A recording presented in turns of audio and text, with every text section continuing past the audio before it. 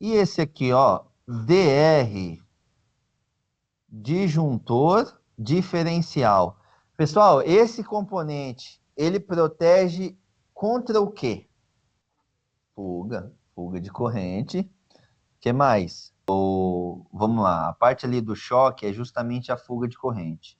É em função da fuga. Porque quando você está tendo uma fuga, a gente viu isso nas aulas elementares, a gente falou bastante desse, não foi necessariamente desse cara aí, mas o funcionamento foi de um IDR, que é um interruptor residual, diferencial residual. O que que acontece? Esse cara, ele detecta fuga. Ele detecta no painel, ele faz um comparativo da corrente que está indo para a instalação e da corrente que está retornando. Se houver diferença, se houver fuga de corrente no meio do caminho, ele vai desarmar, porque ele entende que alguém pode estar levando choque.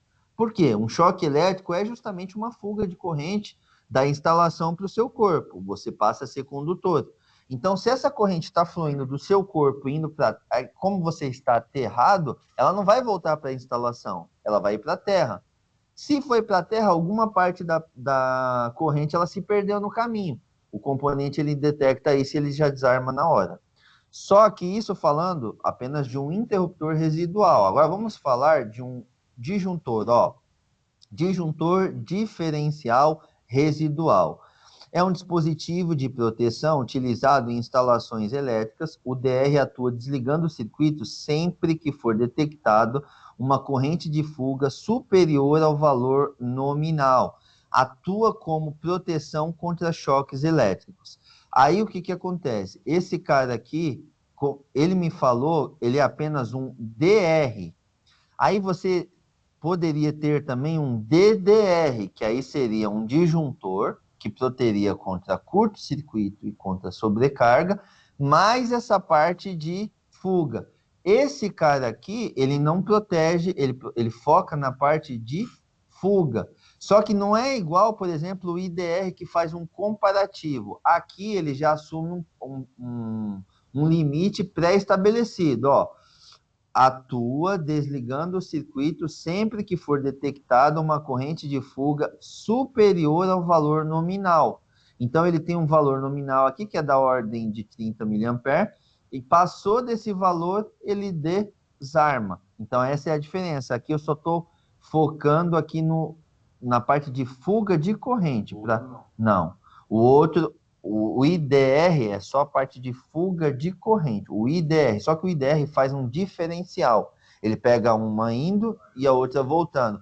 Esse ele já estabelece um valor.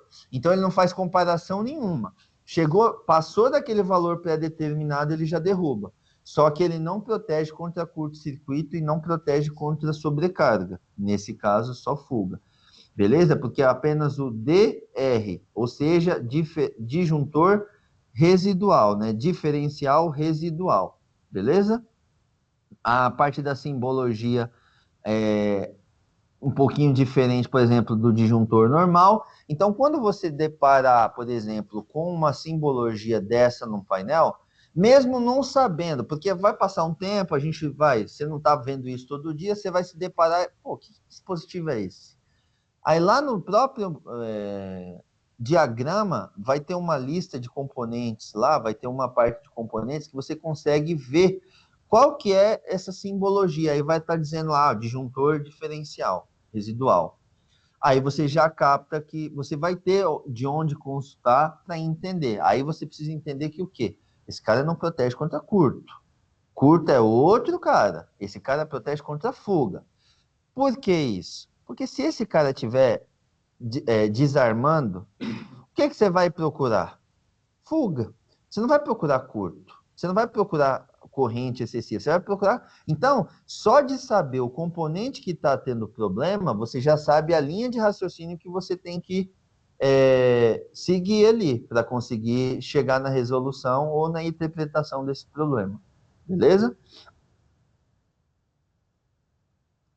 Transformador, mesma pegada aqui, ó. Então, mesma pegada, inclusive, de funcionamento de um motor elétrico por indução. Você vai ter ali os bornes, ó, 1 e 2, ali, que é a entrada, é o primário. E você vai ter o borne ali 3 e 4, que é o secundário. Então, esses caras são muito empregados quando você tem uma tensão de comando diferente da tensão da rede. A gente vai ter que fazer isso nos nossos exemplos, porque os periféricos que a gente tem é 24 volts. E como que eu vou baixar essa tensão para 24 volts? Utilizando de um transformador. Então, aí sim, eu vou pegar lá, vou entrar com os 220 ali no primário, no 1 e no 2, e embaixo ali no 3 e no 4 vai sair um 24 volts. Aí esse 24 volts eu vou alimentar o meu comando elétrico.